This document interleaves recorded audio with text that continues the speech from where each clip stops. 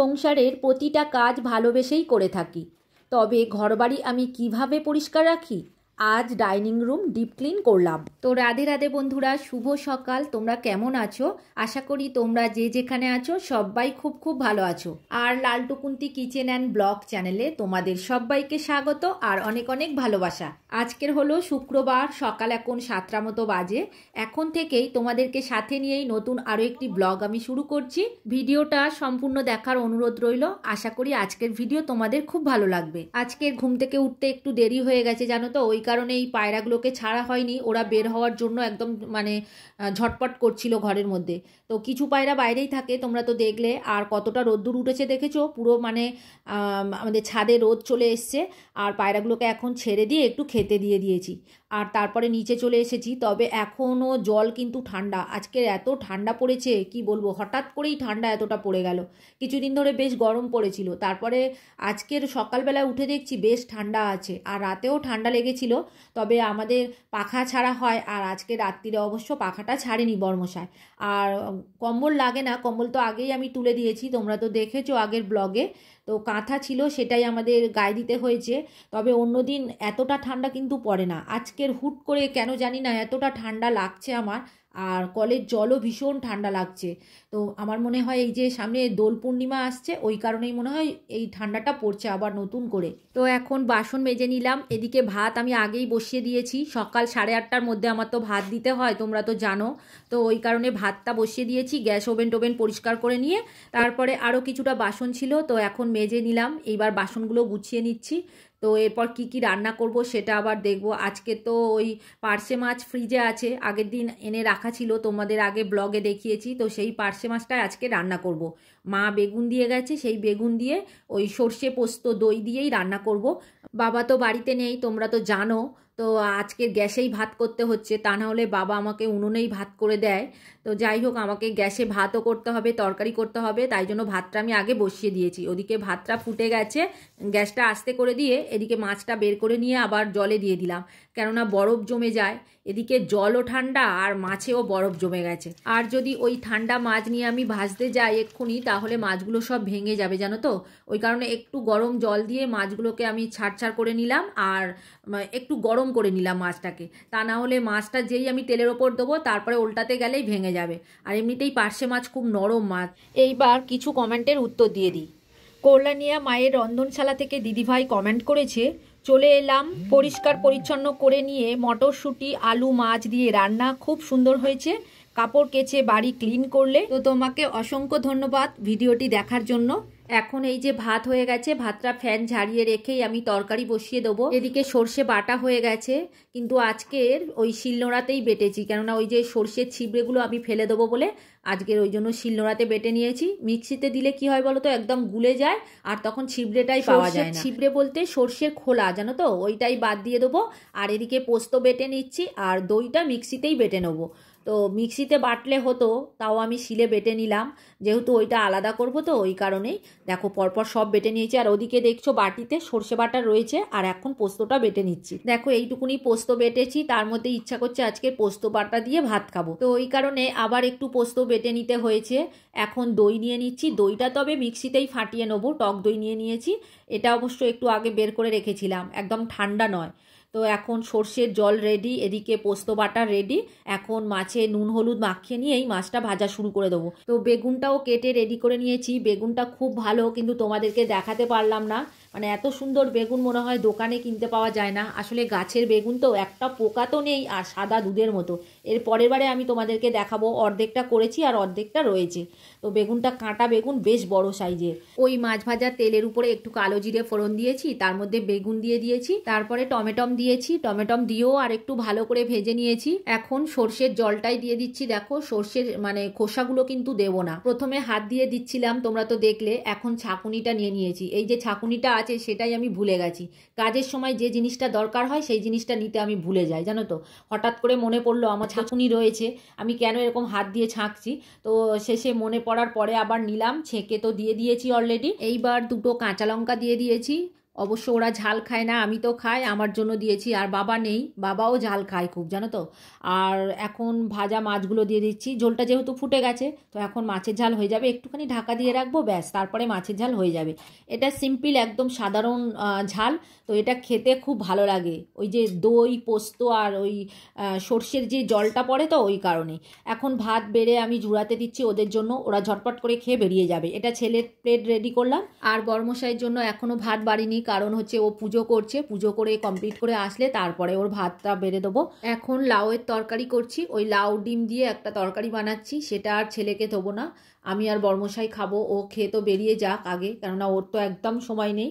আর রান্না হয়ে গেছে, ছেলের খাওয়া হয়ে গেছে, এখন রান্নাঘরটা পরিষ্কার করে নিচ্ছি। এখনও কিন্তু মানে ঠান্ডা আছে বেশ ভালো, জানো তো।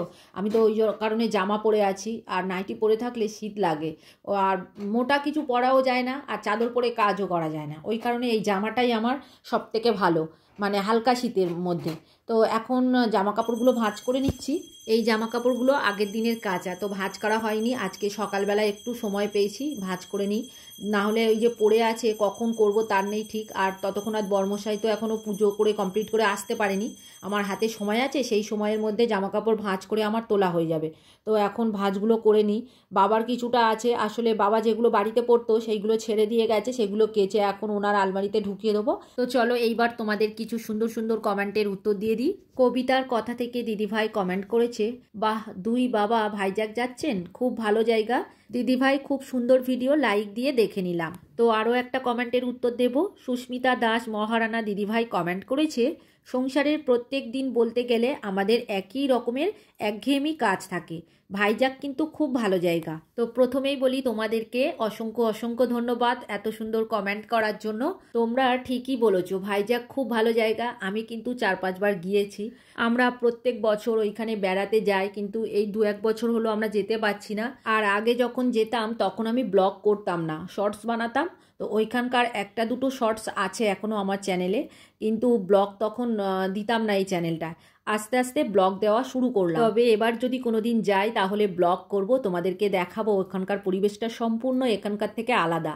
এখন আরও একটা কমেন্টের উত্তর দিয়ে দিই। কল্যাণিয়া মায়ের রন্ধনশালা থেকে দিদিভাই আরও একটা কমেন্ট করেছে, অপরাজিতা ফুলের জুস দিয়ে অনেক কিছু কাজ হয় গো, চা হয়, সাথে আবির বানিয়ে নিতে পারো এই হোলিতে। সম্পূর্ণ ভিডিও দেখে খুব ভালো লাগলো। তো দিদিভাই তোমাকে অসংখ্য ধন্যবাদ বলে দেওয়ার জন্য। বাড়িতে তো ফুল আছে 2 রকমের, তো জানতাম না, আমি ইউটিউব সার্চ করে দেখে নিয়ে আবির বানানোর চেষ্টা করব। যাই হোক বন্ধুরা, তোমাদের সাথে গল্প করতে করতে এদিকে দেখো বিছানা আমার গোছানো হয়ে গেছে। এইবার বিছানাটা ঝাড়ু দিলেই আমার হয়ে যাবে। তারপরে আরও কাজ আছে, ঘর ঝাড় দেওয়া বাকি আছে, এখনও জামাকাপড় আলমারিতে ঢোকায়নি। তো এরপরে আস্তে আস্তে গিয়ে জামাকাপড়গুলো তুলবো। আবার ওদিকে বর্মশাইয়ের খাবারটা রেডি করব, ওর পুজো কমপ্লিট হয়ে গেছে, প্রসাদও তুলে নিয়েছে, খাবার দিলেই ও খেয়ে এবার বেরিয়ে যাবে। এই 2টো ঘর ঝাড় দিতে বাকি আছে, ছোট ঘর আর বড় ঘর। তবে সকালবেলায় বারান্দা, খাওয়ার ঘর, রান্নাঘর এগুলো আমি ঝাড় দিয়ে নিয়েছি, তারপরেই রান্না বসিয়েছি। এখন দেখো বর্মশাই বেরিয়ে পড়ছে, ও একদম রেডি হয়ে গেছে, আর আজকে একটু দেরিও হয়ে গেছে, তাই তাড়াহুড়ো করছে। আর এদিকে এত রোদ্দুর উঠেছে, পুরো চারিদিকে সাদা হয়ে গেছে। আর ও তো সানগ্লাস পরে নিল, চোখে দেখতে পাচ্ছে না, মানে সব ধোঁয়া ধোঁয়া টাইপের হয়ে গেছে।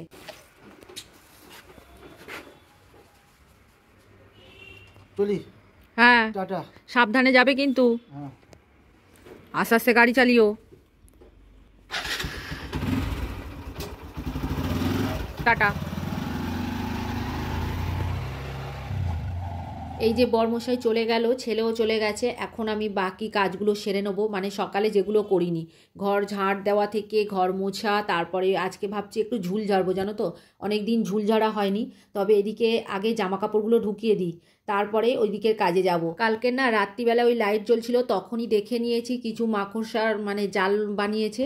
রাতের বেলায় ভালো মানে ওই মাকড়সার জালগুলো দেখা যায়, দিনের বেলা আর দেখা যায় না। আমি অবশ্য জানালা বন্ধ করে দিয়েছি, লাইটও জ্বালিয়ে নিয়েছি, তাও দেখতে পাচ্ছি না। ওই রাত হলেই দেখতে পাই, কিন্তু রাতে তো ঝুল ঝাড়া যাবে না, তো ওই কারণে দিনের বেলা এখন ঝেড়ে নিচ্ছি, আর সব জায়গাটাই ঝেড়ে নিচ্ছি। আর অনেক দিন হয়ে গেছে ঝুল ঝাড়া তো হয়নি, ওই কারণেই মাকড়সা বাসা করেছে। কিছুদিন বাদে বাদে ঝাড়লে তাহলে আর মাকড়সাটা আর বাসা বাঁধতে পারে না। আর পাখাগুলো তো সবে খোলা হয়েছে, কিছুদিন আগে ওই পেপার মোড়ানো ছিল, এই 2-3 সপ্তাহ হলো খোলা হয়েছে। তবে বেশি লাগে না, মাঝে মধ্যে একটু আধটু লাগে ওই দুপুরবেলার দিকে, মানে ওই 12টা 1টার দিকে একটু আধটু লাগে। এখন অতটা গরম পড়েনি, হালকা হালকা ঠান্ডাই আছে আমাদের এদিকে। সকালবেলা তো বেশ ঠান্ডা থাকে, তার জন্য আমি জামা পরে থাকি। আর আমাদের কলের জলটা ভীষণ ঠান্ডা লাগছে, এই আজকের আর কালকের বেশি ঠান্ডা লেগেছে। তার আগে কিন্তু এতটা ঠান্ডা ছিল না। আর এখন বাড়িতেও কেউ নেই, তো কেউ না থাকলে কাজ করতে একটু সুবিধা হয়, নিজের মনের মতো করে কাজ করা যায়, মানে যা খুশি কাজ করলাম, কোনো ব্যাপার নেই, মানে আওয়াজ হলেও কোনো ব্যাপার নেই। তো আজকে দেখো এই ওয়ালটাও পরিষ্কার করব।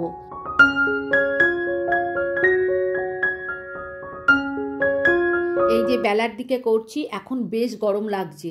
এরপরে যে গরমকাল আসবে তখন যে কি করে এই ধুলোঝাড়া কাজগুলো করব, আমি তো তাই ভাবছি। ধুলোঝাড়া কাজগুলো সবসময় পাখা বন্ধ করেই করতে হয়, তা না হলে ওই পাখার হাওয়াতে না ধুলোগুলো উড়ে বেড়ায়। তো গরমকালে বেশি কষ্ট, শীতের সময় অতটা অসুবিধা হয় না, তবে এরপরে যখন গরম আসবে তখন বেশি কষ্ট হবে। আজকে ঠিক করেই নিয়েছি ডাইনিং রুমটা ভালো করে পরিষ্কার করে নেবো, ওয়ালগুলোও করব, জানালা করব, টেবিল, মানে পুরো রুমটাকে আজকে ক্লিন করে নেবো। আজকের আমার এটাই সুযোগ আছে, যেহেতু বাড়িতে কেউ নেই আর হাতে অনেকটা সময় আছে, তাই ভাবলাম আজকে ডাইনিং রুমটা পুরো পরিষ্কার করব। ওদিকে বেসিনটা তো আগে পরিষ্কার করেই রেখেছি, আয়নাটাও পরিষ্কার করা আছে, এখন জানালাটা পরিষ্কার করে নেবো। দুদিকে দুটো জানালা আছে, আর উপরের ফ্যানগুলো পরিষ্কারই আছে, কেননা কদিন আগেই পেপার খোলা হয়েছে, তো ওই কারণে ওটা নোংরা হয়নি। আর আমি হাতও পাই না জানো তো, বর্মশাইকে বলি, ও হচ্ছে ঘরাঞ্চেই উঠে পাখাগুলো পরিষ্কার করে দেয়। তো তোমরা যারা এতক্ষণ ধরে আমার ভিডিওটা দেখছো, তোমাদেরকে অসংখ্য অসংখ্য ধন্যবাদ। আর পড়ে রইল ওই টেবিলটা, টেবিলের নিচটা পরিষ্কার করলেই হয়ে যাবে। তো আজকের ওই জন্য বলছি ডাইনিং রুমটা আজকে ডিপ ক্লিন করে নেবো। আর এইদিকে জানালায় দেখছো একটা অ্যালোভেরা গাছ রেখেছিলাম, কত বড় হয়ে গেছে। আর ছোট্ট একটা পুঁতেছিলাম, দেখছো কত মোটা মোটা হয়ে গেছে। এখন পাতাগুলোকে ধুয়ে দিলাম, দিয়ে আবার সেট করে লাগিয়ে দিয়েছি। এই জায়গাটা বাবাই ঠিক করে দিয়েছে, মানে আমার শ্বশুরমশাই পুরো গাছটাকে রেডি করে ওখানে লাগিয়েছে জানো তো, আর খুব সুন্দর লাগে দেখতে। তো চলো এইবার আরও কিছু কমেন্টের উত্তর দিয়ে দিই। রাখির ছোট্ট সংসার থেকে দিদিভাই কমেন্ট করেছে, খুব সুন্দর লাগছে দিদিভাই। আর কমেন্ট করেছে রূপা দেবী অফিসিয়াল থেকে, লিখেছে খুব সুন্দর হয়েছে দিদিভাই, পুরো ভিডিওটা দেখে গেলাম, ভালোবাসা দিয়ে গেলাম। তো তোমাদেরকে অসংখ্য অসংখ্য ধন্যবাদ এত সুন্দর সুন্দর কমেন্ট করার জন্য। তোমরা সবাই খুব ভালো থেকো গো, আর এইভাবেই সব সময় আমার পাশে থেকো। এখন এই যে টেবিলটা মুছে নিচ্ছি, এর আগে দেখেছো উপরের ঝুলটুল তো ঝাড়া হয়ে গেছে, এইবার টেবিলটা মুছে নিচের ফ্লোরটা ঝাড় দিয়ে নেবো, নিলেই আমার হয়ে যাবে মোটামুটি। তারপরেই ঘর মোছা শুরু করব। তো ওপরের আগে ধুলো ঝুল এগুলো ঝেড়ে নিলে সুবিধা হয়, তাহলে কি হয় তারপরে যদি আমি ঝাড় দিয়ে মুছে নিই তাহলে পুরোপুরি পরিষ্কার হয়ে গেল। তো ওই কারণে ওপর থেকে আমি শুরু করেছি আজকে খাওয়ার ঘরটা। তো প্রায় আমার কাজ শেষের পথে, এখন টেবিলটা ভালো করে মুছে নিচ্ছি। আমাদের টেবিলে কিন্তু কোনো কিছু পেতে রাখি না জানো তো, এমনিই থাকে, এরকমভাবেই থাকে। আগে কাগজ পাততাম, যেহেতু কাগজগুলো ছিঁড়ে যায় তো ওই কারণে কাগজ আর আমরা পাতি না। ওই কাগজগুলো যখন পাততাম 2 মাস থেকে 3 মাস মতো ভালোভাবে চলতো, তারপরে আবার ছিঁড়ে যেত। আজকের বেশ ধুলো ঝুল বেরিয়েছে, অনেক দিন ঝুল ঝাড়া হয়নি তো, তো ওই কারণেই মনে হয় ঝুলটা বেশি পড়েছে। আর আমি লক্ষ্য করে দেখেছি এই খাওয়ার ঘরটাতে বেশি নোংরা হয়, ঝুলও বেশি পড়ে, আর ধুলো ময়লা দেখবো কালো হয়ে থাকে বেশি এই ঘরটা। ঘরগুলোতে কিন্তু এরকম হয় না, যেহেতু এই ঘরটা বেশি ব্যবহার করা হয়। এই দিকটা রান্নাঘর আছে, বাথরুমে যেতে হয়, তারপরে খাওয়া দাওয়া হয়, তো বেশি ব্যবহার হয় বলে এই ঘরটা বেশি ধুলো হয়। আর আমি এই ঘরটা প্রত্যেক দিন মুছি, আজকেও মুছবো। আর একদিন যদি না মুছি তাহলে মানে দেখতে ভালো লাগে না, কিরকম মানে কালো কালো লাগে। আর মুছে অভ্যাস হয়ে গেছে আমার, আজকে রান্নাঘর আর খাওয়ার ঘরটা মুছবো, ব্যাস, আর কোনো ঘরই মুছবো না। তো প্রত্যেক দিন মুছতে আর ভালো লাগে না, ওইগুলো আবার মুছতে গেলে অনেকটা সময় চলে যাবে, ওই জন্য আমি রান্নাঘর আর খাওয়ার ঘরটা আজকে মুছে নিচ্ছি। তেমন কোনো নোংরা নেই, প্রত্যেক দিন মুছি তো, তবে ঘরগুলো আমি একটু ভাগ করে করে মুছি। যদি কোনো কারণে এই খাওয়ার ঘরটা না মোছা হয় তাহলে মনের মধ্যে একটা অন্যরকম চিন্তা হয়, যেন ঘরটা নোংরাই হয়ে আছে, মানে যতই ঝাঁট দিই। সেই একটা কথা আছে, মনের কালি কখনো যায় না, তো সেই রকমই আমার উপায়। যতক্ষণ না এই ঘর মুছবো আমার শান্তি নেই। তবে যদি বিকেলও হয়ে যায় আমি এই ঘরটা মুছে নিই। অবশ্য বেশি বড় না, ছোট মতো আমাদের খাওয়ার ঘরটা। তো ঘর মোছা হয়ে গেলে তোমাদের দেখাবো আজকে ডাইনিং রুমটা কতটা সুন্দর লাগছে। তো চলো এইবার লাস্ট কমেন্টটা পড়বো।